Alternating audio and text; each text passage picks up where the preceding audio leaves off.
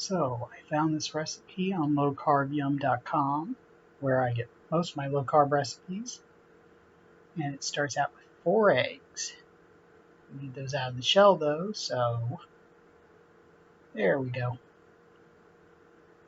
Now I need to add in some melted butter, or in this case margarine, because I had enough of it in an already cut stick. And the spices. They're somewhere. There they are. Some onion powder.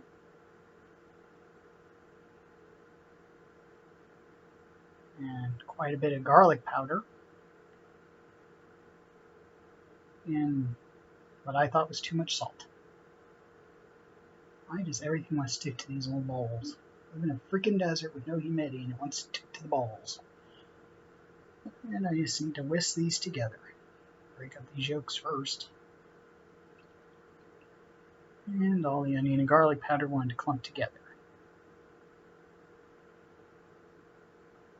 And I realized if I hold the whisk different and whisk side to side, it'll work better.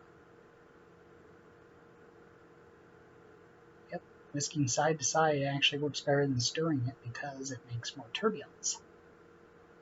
I don't know why I turned the bowl. Just trying to get everything blended together.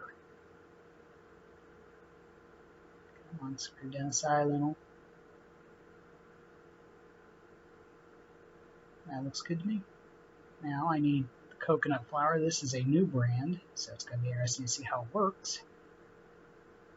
And some baking powder. Again, it's stuck to the bowl. And it says to whisk it together. I'm just going to use a fork. And the more I stir this, I swear it's starting to look like grated Parmesan cheese. But it is coconut flour. And you can really smell that garlic powder after it's been sitting in the eggs. So I'm just going to blend in about half of it right now. Alright. Actually, blend in. Whisk in, not blend in. Looks like chunky scrambled eggs. Yummy.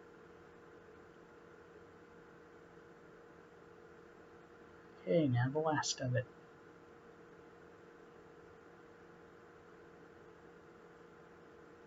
There's some stuck in the bowl I was trying to get out.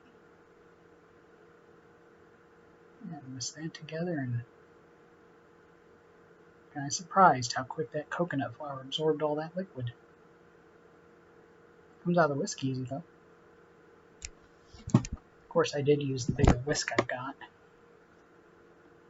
Just trying to get all that dry coconut flour blended in. Now I'm having trouble getting it out of the whisk. Look at that, it just wants to shake around there like a little maraca. Oh, I touched it. Why did I touch it? Now for the cheese. This looks like too much cheese to me. It said half a cup, so I weighed out, and this is only 3 ounces of cheese. Boy, was it fun trying to incorporate that.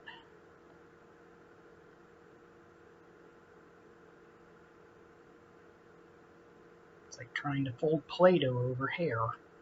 Actually, I think that'd be easier. Looks like I'm mixing straw into it. And this is really very dry. Especially with all that already pre-shredded cheese in it, which has anti-caking agents, so it's even drier.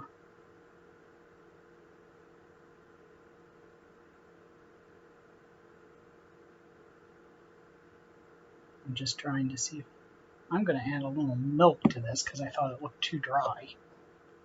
Not that it made much difference. A little more. There we go.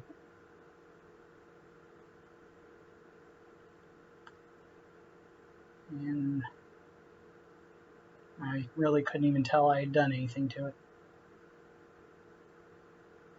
I'm just trying to get it mixed in there.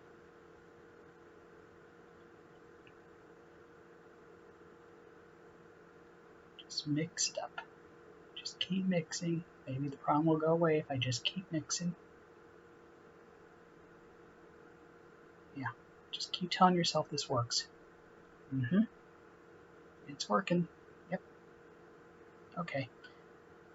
Now I'm going to dish them out onto this sill mat. It is clean. It is stained. Now the recipe says to do it onto a greased sheet. I didn't. I figure this is non-stick, so I shouldn't need to grease it anyway. Must have sped this up.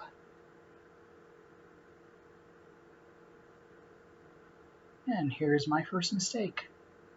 It looks so dry and crumbly, I thought I'll just squeeze them down into pucks, maybe, give them a little more biscuit looking. I'm trying to pick up those strays. I'm afraid those will burn. Actually stuck to itself pretty well, actually. Yeah, just keep doing this. Seems like a good idea at the time. Hindsight's always 20/20, right? Yep. Making little pucks. Now into the oven. In they go. And there's how hot the oven was. Now, while those are baking, I'm going to put the rest of the dough out onto another baking sheet with another sill pad, but I'm not going to push these down because I wanted to see how they'd turn out. By the way, this is how you should do it. This worked a lot better. Just look how crumbly that is. I'm trying to get the last of it into one scoop. There really isn't enough for one more.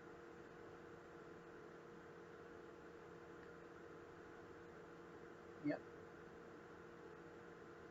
Now I'll take the first tray out. They look nice. They actually look like biscuits. And I'll put the other tray in and let them bake at also at 400 degrees for the same amount of time.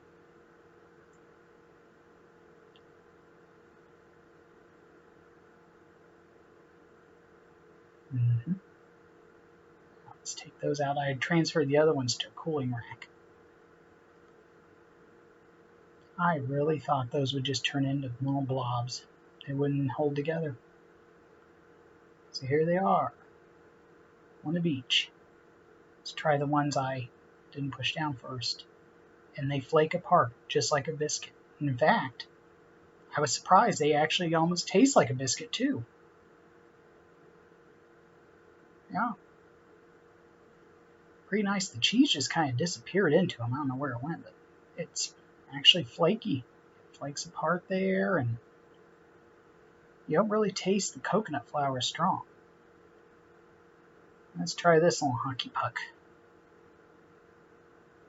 And by compacting them like I did, they got really tough. In fact, as you can see, I really can't get in a smaller piece. I just ate that whole chunk. Now, what's weird, these other ones, you can distinctly taste the coconut flour. Those you can't. These you can't taste the coconut flour. If I did make these again, I would cut down on how much garlic I used.